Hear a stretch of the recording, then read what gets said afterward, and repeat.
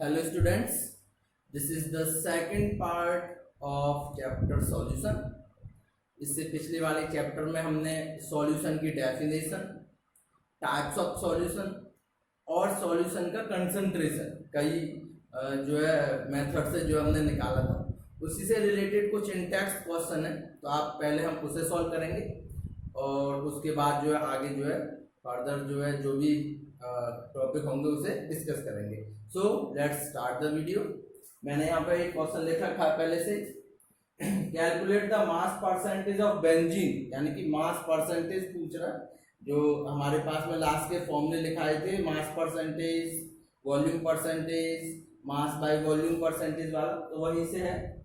And carbon tetrachloride, if 22 gram of benzene is dissolved 122 gram of carbon tetrachloride.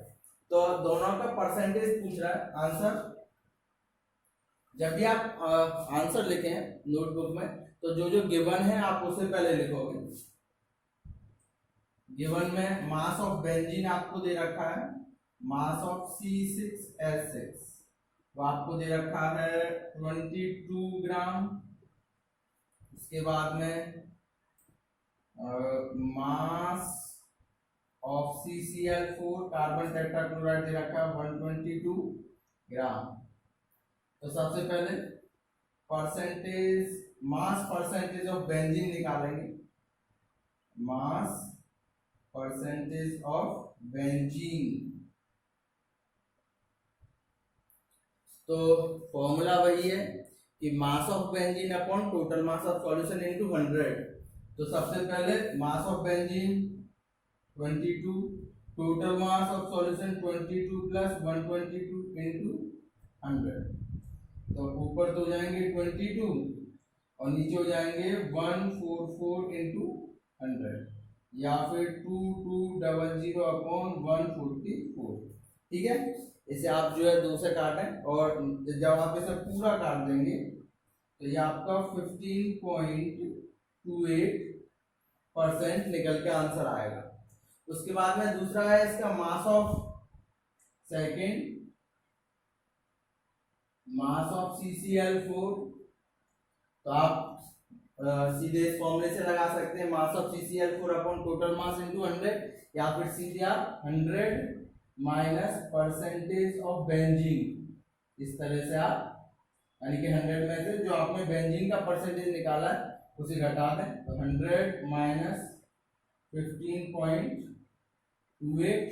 घटा के लाएंगे तो ये आपका आएगा 0.72 और ये आपको हो जाएगा 84.72%। और इस तरह से ये आपका पहला इंटेक्स क्वेश्चन जो है कंप्लीट होता है। नोट करें। सेकंड देखते हैं इसके बाद।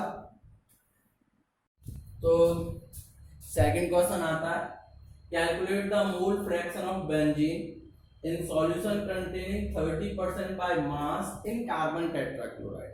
यानी कि मोल फ्रैक्शन पूछ रहा है बेंजीन का, जिसमें जो है 30% का सॉल्यूशन है, बेंजीन का 30% सॉल्यूशन विद कार्बन टेट्राक्लोराइड। यानी कार्बन टेट्राक्लोराइड उसमें जो है उस सॉल्यूशन में एज अ सॉल्वेंट है। तो पहले आप जो जो दे रखा है आप उसे लिखोगे। गिवन में क्या है, 30% of solution of benzene with CCl4। तो 30% या जो भी परसेंटेज दे रखी है, मतलब उस सॉल्यूशन के, यानी कि 100 ग्राम के सॉल्यूशन में 30 ग्राम बेंजीन मिला हुआ है। तो आप पहले डालोगे मास of benzene C6H6 30 gram, mass of solution 100 ग्राम, क्योंकि परसेंटेज में तो टोटल जो भी मास होगा सॉल्यूशन का वो 100 ग्राम होगा अगर परसेंटेज में दे रखा है। उसके बाद में मास ऑफ CCl4, तो मास ऑफ CCl4 आप डालोगे इसमें जो है 100 माइनस 30 यानी कि 70 ग्राम। क्लियर है। अब इसके बाद में जब हमारे पास में ये हो गई, वो पूछ रहा है मोल फ्रैक्शन ऑफ बेंजीन। तो मोल फ्रैक्शन ऑफ बेंजीन का फॉर्मूला यहाँ C6H6 डाल दें तो बोलते हैं mole of benzene upon mole of benzene plus mole of CCl, जो भी दे रखा है। अगर कोई और सॉल्यूशन मतलब जो भी सॉल्वेंट होते या सॉल्यूट होते तो जिसका निकाल रहे हैं उसकी मोल ऊपर। तो अभी आपको ये तीनों मोल और निकालने हैं। तो सबसे पहले आप निकालोगे mole of benzene. Mole of benzene में गिवन मास, बेंजीन का गिवन मास है 30।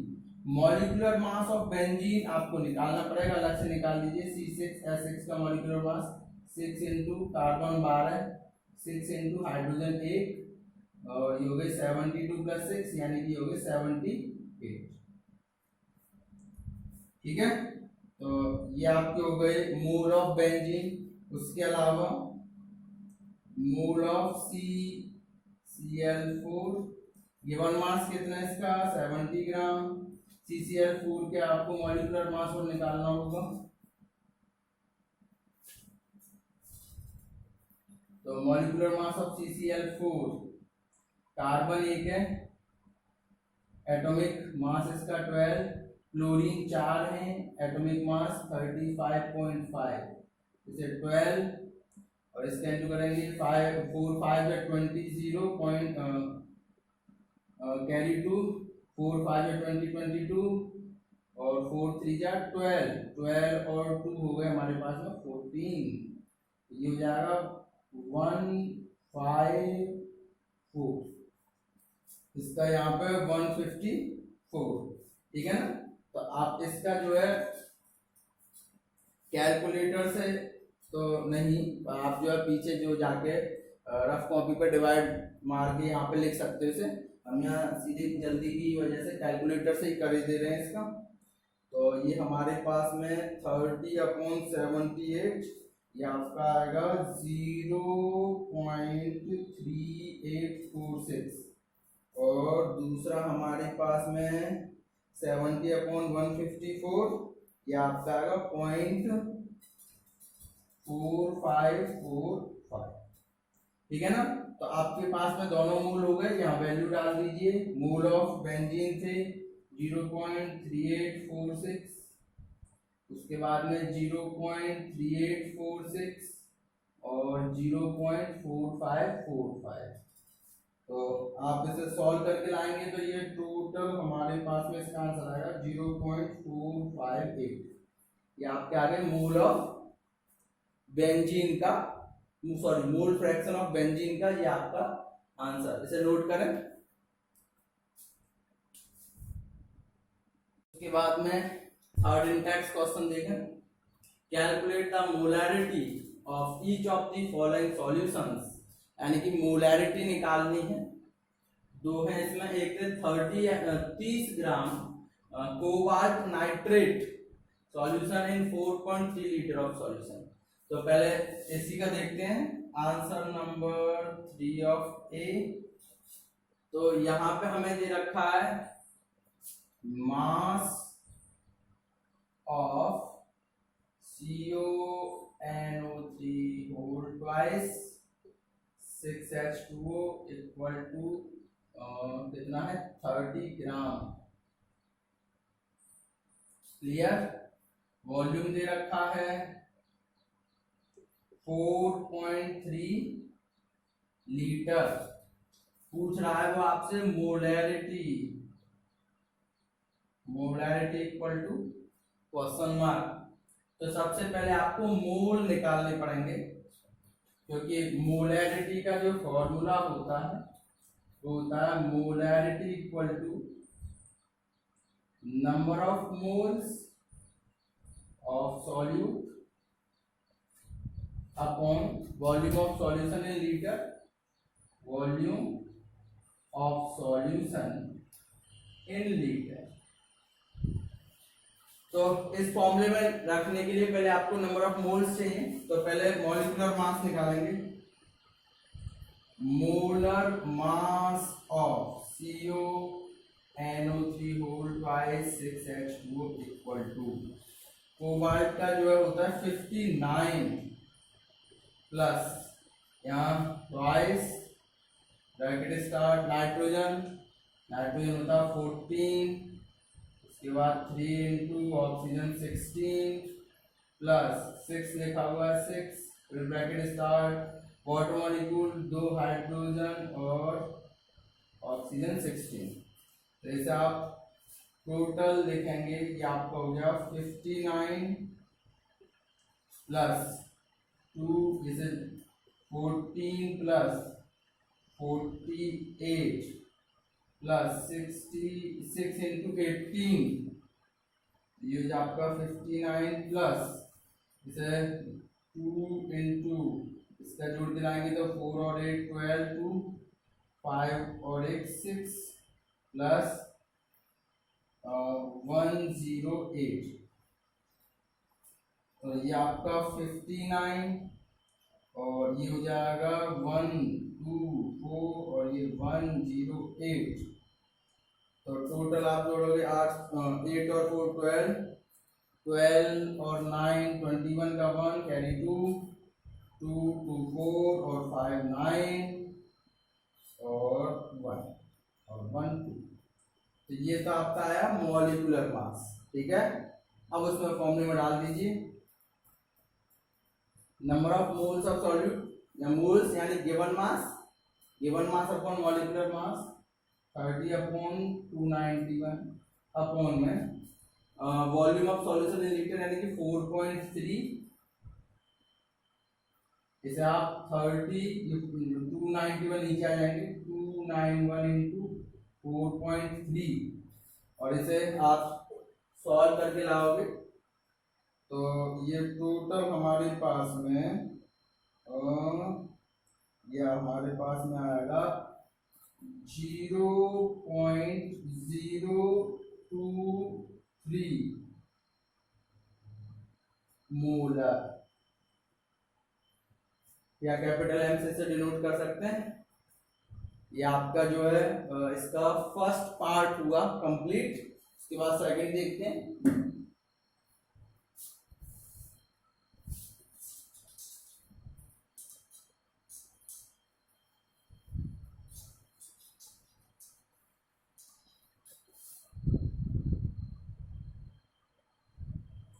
सेकंड में दे रखा है आपको 30 ml of 0.5 molar salt H2SO4 dilute to 500 ml। तो एक चीज तो दे रखी है 30 ml ऑफ 0.5 मोलर H2SO4। दूसरा आपको दे रखा वॉल्यूम ऑफ सॉल्यूशन, वो आपके दे रखे 500 ml या फिर 0.5 लीटर। इस तरह से आप देख सकते हो इसे। तो मेन चीज है कि 30 ml 0.5 मोलर H2SO4 डिसॉल्व किया गया है और उसके 500 ml सॉल्यूशन बनाया। तो पहले हमें ये निकालना पड़ेगा कि इसमें जो है मोल कितने हैं। देखें यहां से 0.5 मोलर सॉल्यूशन H2SO4 मीन्स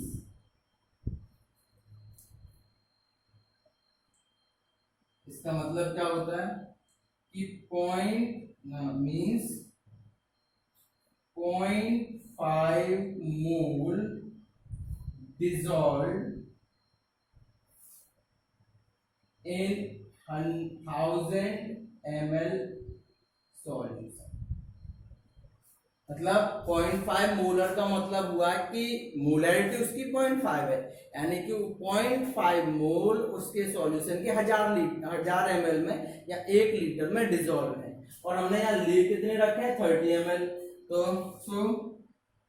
30 वहां हमारे पास में कितने थे 1000 ml। तो इसे और उल्टा करके लिख लें और करके कि 100,000 ml solution have 0.5 molar H2SO4 इसीलिए हमें चाहिए कितना 30 ml सॉल्यूशन है। आप इसे सॉल्व करेंगे, ये हो जाएगा 30 इंटू 0.5 अपॉन 1000। ठीक, एक जीरो से आप एक जीरो से काट दें, इसका इंटू करेंगे तो वो हो जाएगा 1.5 और डिवाइड दोगे तो ये जाएगा आपका 1.5 अपॉन 100 या फिर 0.015।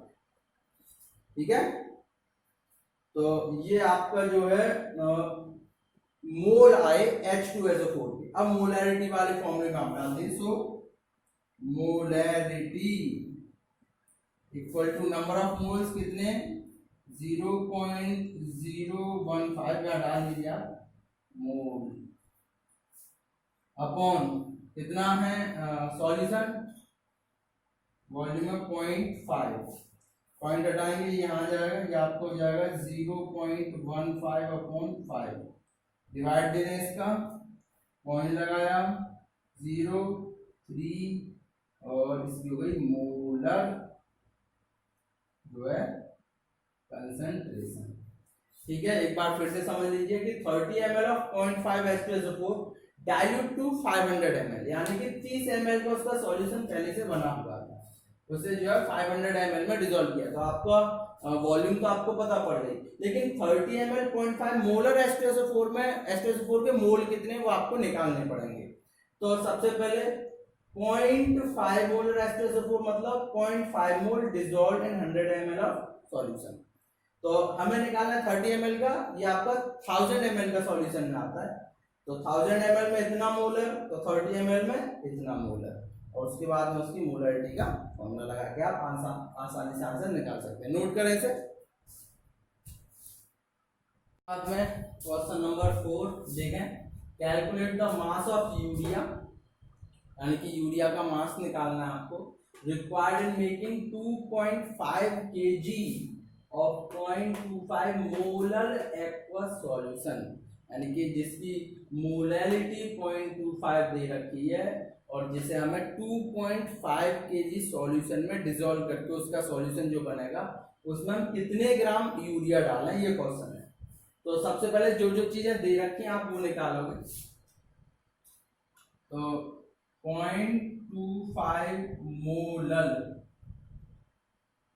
Aqueous solution means its mole equal to 0.25। ठीक है, इसके मोल दे रखे हैं और मोल का फॉर्मूला, हाँ उसके बाद में मोलर मास ऑफ यूरिया, तो वो दे रखा है NH2CONH2, इसका मोलर मास निकालोगे, ये आपको हो जाएगा 14 + 2 + 12 + 16 + 14 + 2, और इस टोटल को निकालोगे तो ये आपका आएगा 60 करके। तो ये आपका मोलर मास ऑफ यूरिया हो गया, ये आपके मोल हो गए। तो मोल का आपको फॉर्मूला पता है, मोल इक्वल टू होता है गिवन मास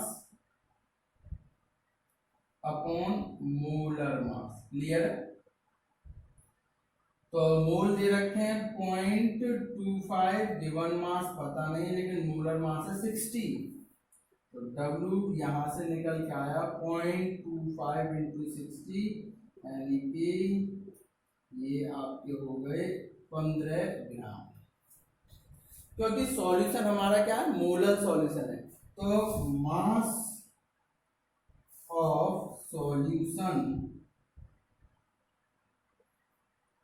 सॉल्यूशन, तो एक तो हमारे पास में वाटर के 1000 ग्राम और 15 ग्राम, ये तो 1015 ग्राम, ये हमारे पास में क्या आ गया मास ऑफ सॉल्यूशन।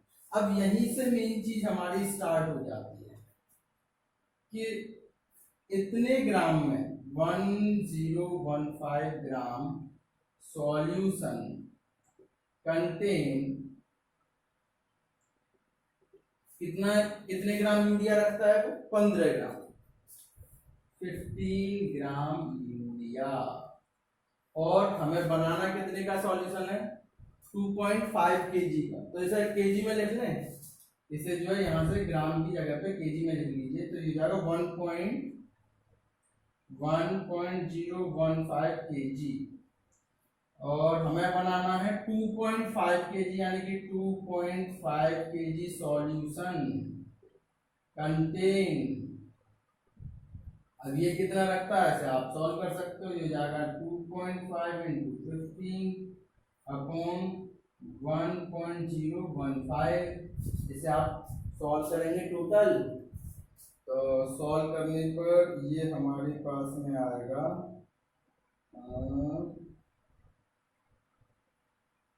सॉल्व करके टोटल आएगा आपका ये 37 ग्राम। ठीक, तो ये हमारे पास में 37 ग्राम जो है इसमें जो यूरिया यूज होगा, जिससे कि हम 2.5 kg का जो है सॉल्यूशन बनाएंगे। ठीक है, नोट करें इसे। तो नेक्स्ट क्वेश्चन देखें, calculate molarity mole fraction of potassium iodide Ki if the density of 20% mass by mass aqueous Ki is 1.202 ग्राम पर ml। तो तीन चीजें पूछ रहा है और आपको दे रखा है मास परसेंटेज और डेंसिटी। तो सबसे पहले 20% of aqueous solution of Ki means,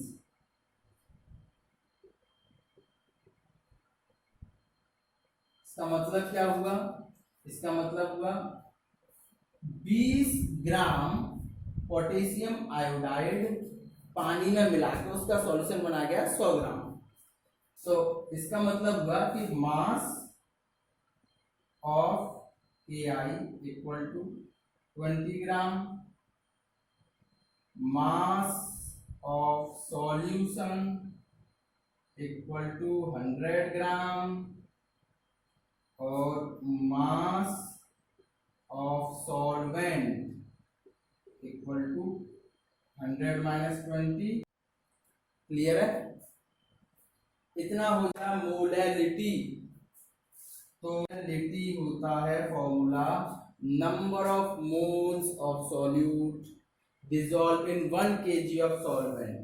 तो 1 kg ऑफ सॉल्वेंट, हमारे पास में सॉल्वेंट कितना है 100 ग्राम, 80 ग्राम, और हमें चाहिए वो 1 kg। तो इसके kg बना लीजिए, 80 ग्राम में दे रखा है, तो आप यहाँ 1000 से इंटू भी कर लें। अब आता है मोल ऑफ सॉल्यूट यानी कि Ki की मोल, और वो होता है given mass upon molar mass. Given मास तो हमारे पास में है 20, मोलर मास क्या होगा? तो यही निकाल लीजिए, मोलर मास ऑफ Ki। ठीक, तो आयोडीन का होता है 127, और पोटेशियम का होता है 39। इसे आप जोड़ लेंगे तो ये हो जाएगा 656 ठीक है। तो molality given number of moles में गिवन मास और मोलर मास, और ये हमारे पास में वॉल्यूम और मास ऑफ सॉल्वेंट इन ग्राम में, तो यहाँ 1000 का इंटू कर दिया है। इसे आप देखोगे 20 इंटू 1000 अपॉन 166 इंटू 80। इसे आप 4 से काट दें, इसे आप काट दें 250 से, यानी कि 250 अपॉन 166, और इसे आप सॉल्व करेंगे तो ये हमारे पास में आएगा 1.51 मोलर, स्मॉल एम से इसे देख सकते हैं। ठीक है ना, 1.506 या 1.51 लगभग ऐसे ही आता है, 1.506 या अप्रोक्सीमेटली में 1.51 मोलर। तो ये आपका हो गया, फर्स्ट हो गया आपका मोलैरिटी। उसके बाद सेकंड देखें, इसे मिटा दो,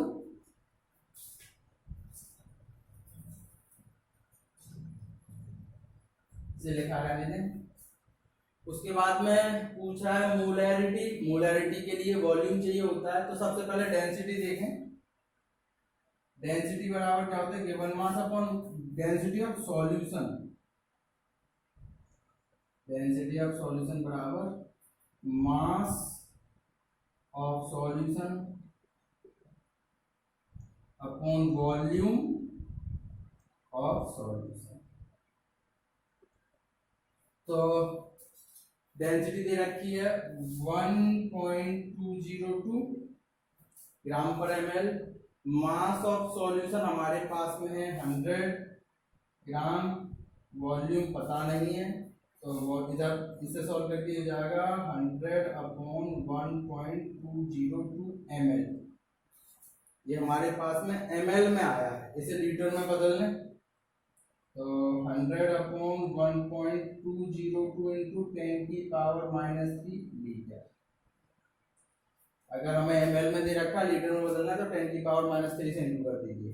और चाहे तो आप इन्हें पॉइंटों को हटा के 0 बढ़ा सकते हो, ठीक है। तो इसके बाद में मोलैरिटी,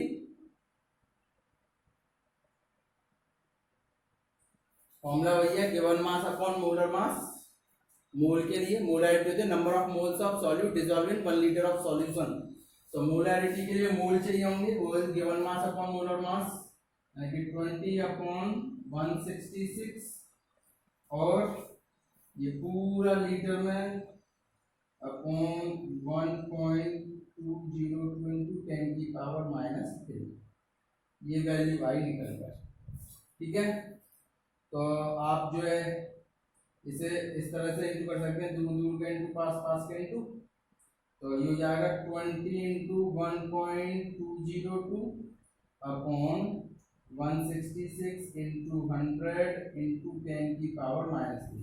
अब -3 ये दो जीरो है, एक इधर लगा देंगे तो इसे हटा के आप इस पूरे को हटा के आप इसे 16.6 लिख सकते हैं।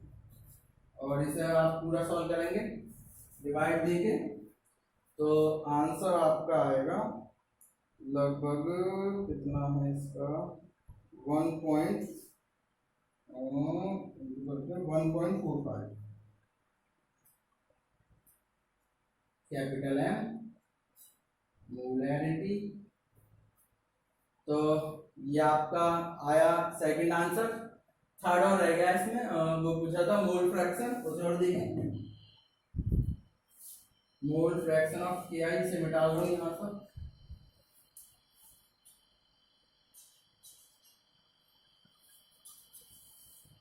तो mole fraction of Ki equal to number of moles of Ki upon number of moles of Ki plus number of moles of water. तो मोल्स ऑफ Ki के लिए आप वही given mass upon molar mass 20 upon 166 plus यहाँ पर water के mole, तो given mass upon molar mass. Given mass हमारे पास में वाटर का कितना था, ये रहा,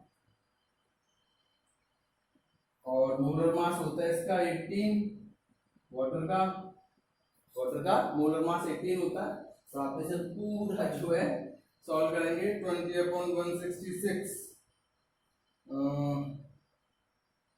20 अपॉन 1 ये आएगा ऊपर वाला तो 0.12, यहाँ भी 0.12 प्लस, और मोल्स ऑफ वाटर में आप कहेंगे 4.44, और तुम दोनों को सॉल्व करके आएगा आंसर 0.0263। ये आपका हो गया मोल फ्रैक्शन। तो ये 5 क्वेश्चन थे इंटेक्स क्वेश्चन जो हमने सॉल्व किए हैं। आप खुद भी सॉल्व करके देखें, क्योंकि क्या हो सकता है कहीं कुछ चीज़ आप खुद करके देखोगे तो वो ज़्यादा बेटर जो है समझ में आती है। उसके अलावा आगे बढ़ते हैं, इसे नोट कर लें। उसके बाद में कुछ टॉपिक है, जैसे पहला है सॉल्युबिलिटी। सॉल्युबिलिटी मतलब घुलने की क्षमता। कोई भी सॉल्यूट किसी पर्टिकुलर अमाउंट ऑफ सॉल्वेंट में कितना घुल जाता है। जैसे सॉल्युबिलिटी ऑफ सॉल्ट की होती है 32 ग्राम इन 100 ग्राम ऑफ वाटर। तो उसी को डिफाइन किया गया है कि solubility of a substance is its maximum amount of solute that can be dissolved in a specified amount of solvent at a specified temperature। यानी कि सॉल्युबिलिटी ऑफ सब्सटेंस का मतलब होता है कि ज्यादा से ज्यादा अमाउंट सॉल्यूट का वो घुल जाता है स्पेसिफाइड अमाउंट ऑफ सॉल्वेंट, कुछ पर्टिकुलर अमाउंट ऑफ सॉल्वेंट में, वो भी एक पर्टिकुलर टेम्परेचर पर। टेम्परेचर बदलना नहीं चाहिए। It's depend on nature of solute, solvent, temperature and pressure. और सॉल्युबिलिटी जो है डिपेंड करती है सॉल्यूट पर, सॉल्वेंट पर, टेम्परेचर पर, प्रेशर पर। ठीक है ना।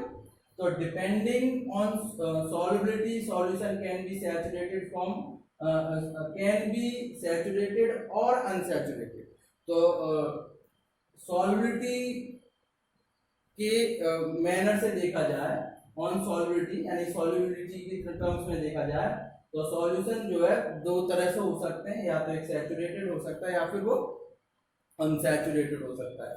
सैचुरेटेड सॉल्यूशन क्या होता है? It is the solution in which no more solute can be dissolved at the same temperature and pressure.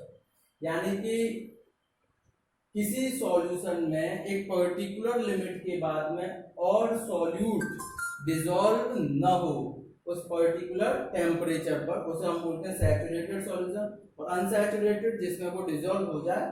And unsaturated solution is the one in which more solute can B dissolve eight the same temperature. यानी कि saturated solution में जो है आगे further जो है solute dissolve नहीं होता है, लेकिन अनसैचुरेटेड सॉल्यूशन में ये डिसॉल्व हो सकता है। ठीक है ना। तो आज के लिए इतना आप इसे नोट करें अपनी नोटबुक में। कल इससे आगे के टॉपिक्स पर डिस्कस करेंगे, और तब तक के लिए गुड बाय।